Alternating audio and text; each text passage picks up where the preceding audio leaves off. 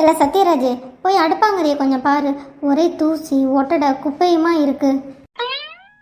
அடுப்பாங்கரையை சுத்தமாக வச்சுக்கிட்டாதானே நம்ம நோய் நொடி இல்லாமல் இருக்கலாம். வீட்டுக்கு மகாலட்சுமி வருவா. மாமியா கிளை வேலையை ஆரம்பிச்சுட்டு வந்ததுமே நல்லா ஸ்க்ரூ போட்டு ஏற்றி கொடுத்து. நீ சொல்லு சத்யராஜ், அடுப்பாங்கரையெல்லாம் நல்லா க்ளீனாக வச்சுருக்கணும்னு சொல்லுவோம் பொண்டாட்டிக்கிட்ட. அம்மா இப்போதாம்மா ஆஃபீஸ்லேருந்து வந்து உட்காந்துருக்கேன், அதுக்குள்ளே உங்கள் மாமியார் மருமகள் பிரச்சனையை கொண்டு வந்துட்டீங்களா? நீயே சொல்லுமா, நீ சொல்லி கேட்டாளா? இப்போ நான் சொன்னால் மட்டும் கேட்பாளா?